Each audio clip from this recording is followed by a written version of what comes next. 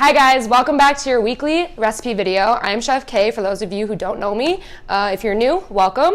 So last week I showed you guys a sweet recipe. We did the baked oatmeal, and this week I'm going to show you guys a little bit savory. We're doing sushi. I only teach a sushi class here at Whole Health Club like maybe every other month, but it is super popular. It is on the meal plan, so I wanted to kind of walk you guys through how I do it.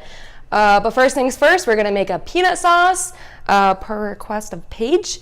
So I'm going to show you guys how to do that. Okay, first ingredient, peanut butter. This is the brand that we like to buy. It's Adams. It's all natural. Not a lot of salt or oil in this, so this is a really good brand for you guys to try. So we're going to do a whole cup of that. And it's very gooey.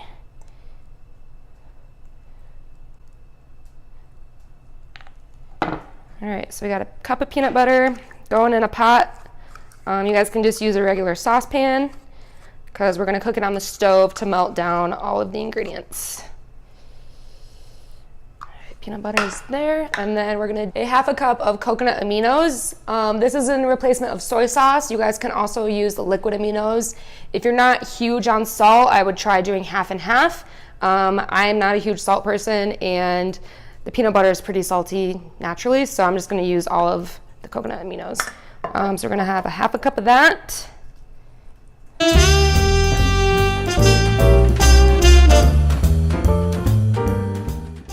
Yummy.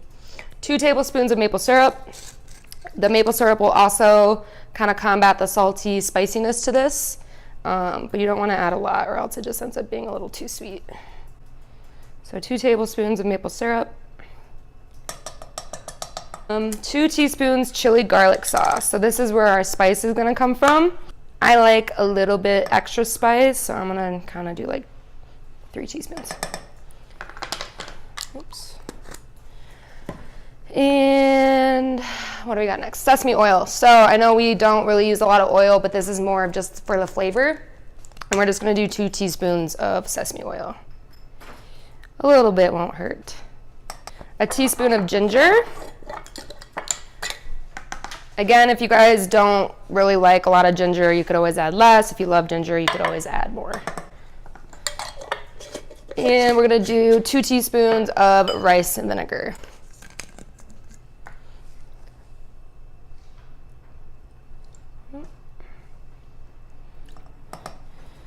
All right, so I'm just going to put this on the stove. The trick with this, I get a lot of people saying that their peanut sauce comes out thick or the clump of peanut butter just like stays in a big thick clump. So a whisk is the key. So we're going to whisk all these ingredients together. I'm going to throw it on the stovetop and we're going to melt this down, and I will show you guys the final peanut sauce. All right, you guys, this is our finished peanut sauce. I'm just going to pour it into this lovely bowl. So I did end up having to add a little bit of water because it got really thick as it was cooking. As it cooks, it will thicken, just the way the peanut butter cooks down. You guys could also add veggie broth if you don't want to use water. It doesn't really matter. And this made a lot, so peanut sauce for days. All right, you guys, so I'm going to walk you through how to do sushi. The number one thing you need is a bamboo roller. Oh, Paige is here too. And you need, oh, she's there, you just can't see her. Put her hand in. Okay, so we have nori. Nori is seaweed. There are a ton of different brands of seaweed. I don't really have a favorite. They're usually all organic as well, yeah. This is the brand I got at King Soopers. So you're gonna need a piece of that. So I don't know if you guys can see on the camera, but this is like a shiny side, and then if you flip it over, there's like a rough side.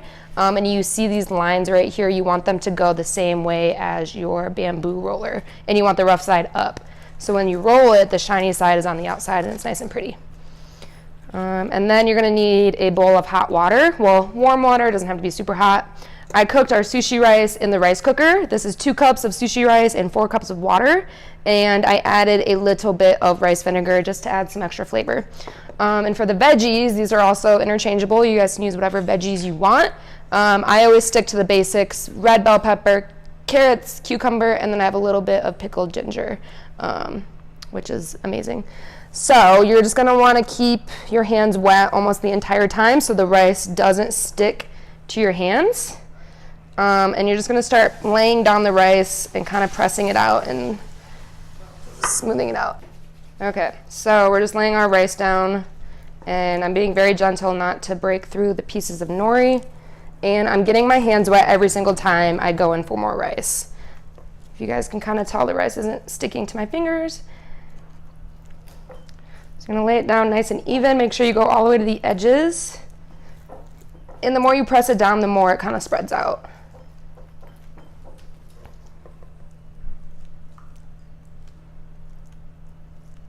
Perfect. So you really want to leave about a couple inches on the end, farthest away from you, so that when you roll it, it will seal. All right, it's looking pretty good. So now you're gonna take your veggies and you're gonna layer them about 1/3 of the way down your sushi roll, but you want it to be kind of closer to you, but not all the way to the end, and not in the middle. Oh, I didn't get avocado. I should have got avocado. It's all right. Avocado is a good addition to sushi. So you're just gonna kind of stagger the veggies. Oh, if you guys can see, I guess I didn't mention this earlier, I cut the veggies into really skinny sticks. This is called a julienne cut. Super fancy chef term. And you can also use tofu. I've done tofu in sushi before too, and it's really good. And then I'm just gonna take a little bit of pickled ginger. The pickled ginger is really spicy and strong, so you don't really need a lot. All right, get your hands wet. So the trick is you're only gonna be touching the bamboo. So I like to take my fingers and kind of put them on top of the veggies. Take the bamboo and kind of flip it like this. It's all right if some of the veggies come out, you can kind of just tuck them back in. So you wanna keep your hands in a claw shape, and you have to pull the bamboo out as you're tucking the nori in. So I'll kind of show you guys this way. So my nori is nice and tucked, my veggies are tucked. I'm kind of tucking it as I'm pulling the nori or the bamboo. So if you're right-handed, I claw with my right hand and I pull the bamboo with my left. I guess Paige, I don't know. She's left-handed, so she might do it the opposite way. Whatever way works best for you guys. So I'm going really, really slow. I'm kind of pushing down, but not too hard. If you push too hard, everything will come falling out and you'll rip the nori. And I'm making sure the nori is nice and tucked as I'm pulling the bamboo. And I'm kind of pushing down and keeping that claw form with my right hand. And then if you get a little bit of rice spewing out, take some water and just scrape it out. So that way you'll have a nice, clean sushi roll. Go back in, tuck it, and pull with the left. And roll, roll, roll. And it'll come out just like that. It'll roll right off the bamboo. Find the seal, take some water, and then just seal it. Just like that. I probably made this look really easy. I've done this a lot. So if you don't get it on your first try, it's okay. Just keep trying. It'll get easier the more you practice. Yeah, that's basically it. So you want to wait till this dries. You could wrap it up in plastic wrap if you're just going to keep it in the fridge until later. And then when you're ready to cut it, I guess you could also just eat it like a burrito, but I like to cut it into little pieces. Use a serrated knife, a bread knife. It'll just give you cleaner cuts. And then you want to wipe your knife every single time you slice it. So I'll show you guys that once my sushi roll dries. And that's basically it. It's nice and tight. The veggies aren't coming out. Yeah, perfect.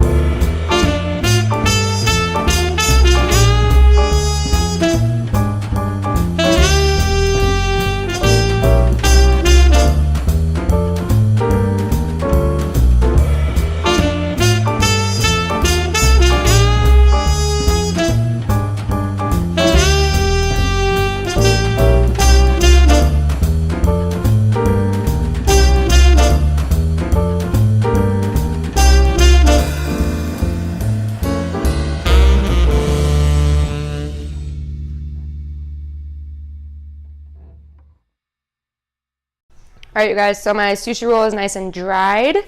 I'm using my serrated knife, and I'm just gonna cut bite-sized slices. Sometimes the end piece falls apart just because it's the end piece, so whatever. And then wipe your knife every time so you guys get that sticky rice goo off and you get clean cuts every time. I'm kind of sawing down since it's so delicate.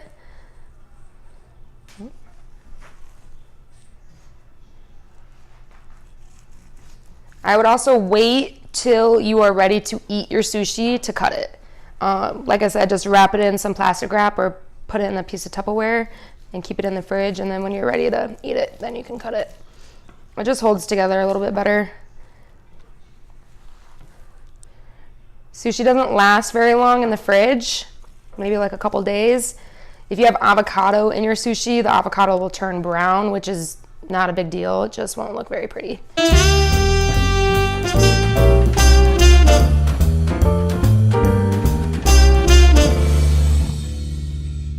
All right, you guys, there it is. Our finished sushi. Woohoo! All right, you guys, that wraps up our sushi rolling video. Have fun with it at home. Don't get frustrated if you can't get it the first time. Keep trying, keep practicing. Do different variations with the veggies, add avocado, add tofu, try it all. It's really good. I sprinkled a little bit of sriracha on this. It's so good. We'll see you guys next week.